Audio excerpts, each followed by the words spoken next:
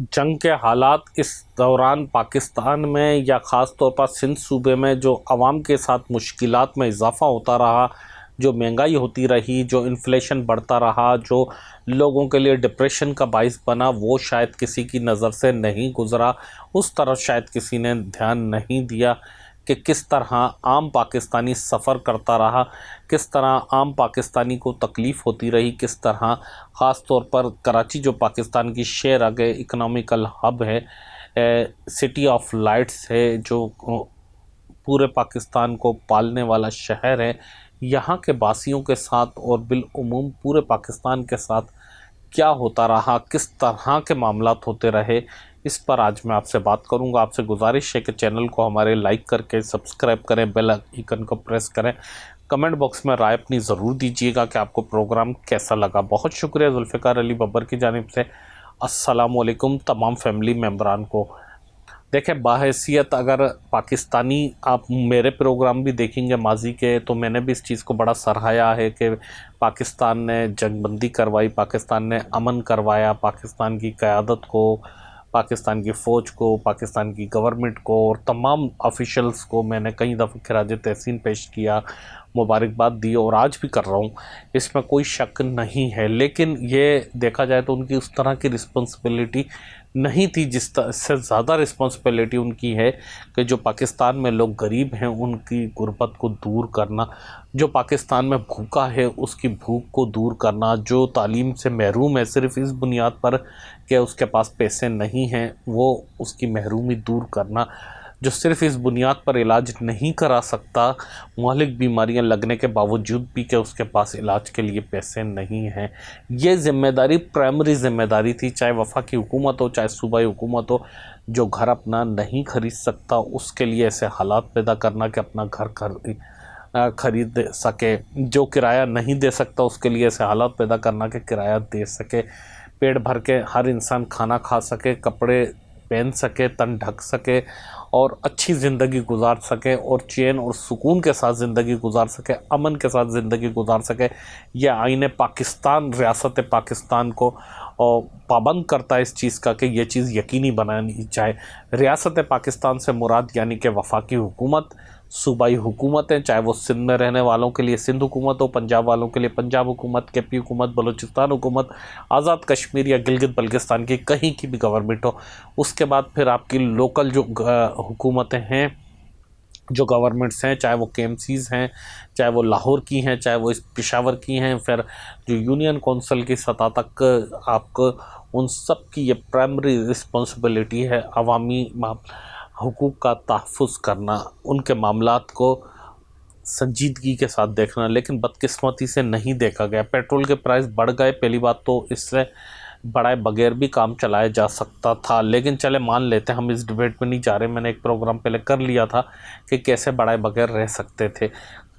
अब मैं जो आपसे बात करने जा रहा हूँ उसको समझिएगा। चले वो इनके हाथ में नहीं था, लेकिन इनके हाथ में ये चीज़ तो थी, दूध के प्राइस भी बढ़ गए, चिकन के प्राइस भी बढ़ गए, अंडे के प्राइस भी बढ़ गए, सब्जियों के प्राइस भी बढ़ गए, किराए भी बढ़ गए। मुझे आप बताएं कि सब्सिडी आपका देने का क्या फ़ायदा हुआ? मुझे कोई फिगर बताना चाहेगा कि कितने बाइक वालों ने इस सब्सिडी से फ़ायदा उठाया? किसको 2000 रुपये मिले? मुझे बताइएगा। किस रक्शे वाले को पैसे मिले, किस वैगन वाले को, किस मज़दा वाले को, किस ट्रक वाले को पैसे मिले? अगर मिले तो मुझे कमेंट करके बताइएगा। नहीं मिले इसका मतलब नहीं मिले, और जिसको नहीं मिले वो भी बताएं। ये बिल्कुल इसी तरह जैसे बेनज़ीर इनकम सपोर्ट प्रोग्राम के पैसे किसको मिलते हैं, कौन देता है, किस तरह देता है, आज तक ये मम्मा हल नहीं हो सका, किसी को नहीं पता। स्कॉलरशिप जो एजुकेशन के लिए आती है वो किसको मिलता है नहीं पता। गरीबों के घर किसके लिए बनते हैं किसी को नहीं पता, किसके लिए बनते, कौन देता है, किसको देता है, किसी को नहीं पता। लोग अप्लाई कर करके थक जाते हैं, बिल्कुल उसी तरह जिस तरह सरकारी जॉब्स के लिए अप्लाई करते हैं। जो नौजवान बच्चे और बच्चियां मेरा प्रोग्राम देख रहे हैं वो काइंडली अपने हुकूक के लिए इस पर आवाज़ उठाएं, या जो मेरी एज के भी ख़वातीन और हज़रात हैं, ज़ाहिर है हमारी बहनें और भाई, तो वो भी मुझे बताइएगा। ज़ाहिर है उन्होंने भी एक सफ़र किया है, इंग्लिश वाला सफ़र भी और उर्दू वाला भी। तो कितनी जगहों पे आपने अप्लाई किया सरकारी नौकरियों के लिए, कटिंगें ले लेके, अखबारात में पढ़ पढ़ के, अखबारी तराशे ले लेकर, कितनी जगह आपने कागजात भेजते रहे, कितनी फ़ोटो कापियाँ कराई है, किसी गरीब से पूछें कि उसके लिए ये फ़ोटो कापियाँ कराना कितना मुश्किल और कठिन काम होता है। उसको जब ताने सुनने पड़ते हैं घर से कि क्या होगा तुम्हारी नौकरी का, तुम तो हर दफ़ा ये फ़ाइल लेकर घूम रहे होते। अप्लाई कर करके उसके पास उन नौजवान बच्चे हों या बच्चियाँ हों, उनके पास पैसे नहीं होते कि फ़ोटो कापियाँ करवा कर वो अप्लाई कर सकें, उनके वो तस्वीरें निकलवा के भेज सकें। डोमिसाइल पीआरसी बनवाना एक अलग अज़ाब है, फिर उसके बाद भी उनको जॉब्स नहीं मिलती। तो इसी तरह का हाल यहाँ पर भी है। कितनी चीज़ें महंगी हो गई, गंदम महंगी हो गई, चीनी महंगी हो गई, आटा महंगा हो गया। और अभी तो मैं आपको मज़े की बात बताऊं, अभी हमारा बहुत सारी सप्लाई इस जंग की वजह से रुकी हुई थी। हमारी जो एक्सपोर्ट होती है, बहुत सी चीज़ें एक्सपोर्ट होती हैं, चाहे उसमें बेसन हो, आटा हो और सब्जियां हो, फ्रूट हो, बहुत सी चीज़ें एक्सपोर्ट हमारी होती हैं गल्फ़ कंट्रीज़ में। मीट वगैरह तो ईरान में भी जाता है हमारा गोश्त। तो ये बहुत सारी चीज़ें ऐसी होती हैं कि जो हमारी एक्सपोर्ट होती हैं, चाहे वो सऊदी अरब हो, यूएई हो, कुवैत हो, कतर हो, तो वो जाना भी रुक गई थी। सिर्फ पेट्रोल आना नहीं रुका था, गैस आना नहीं रुकी थी, वो जाना भी रुक गई थी। तो वो वाली चीज़ें इस वजह से अभी रेट कम हुए थे या ज़्यादा नहीं बढ़े। अब जब वो एक्सपर्ट होंगी तो आपको पता है कि हर कोई बढ़ाने पर तरजीह देता है। मुझे हैरानगी होती है, आज तक मुझे कोई ये चीज़ नहीं समझा सका कि जब पेट्रोल महंगा होता है, अगले घंटे से हजाम भी अपने रेट बढ़ा देता है, दूध वाला भी अपने रेट बढ़ा देता है।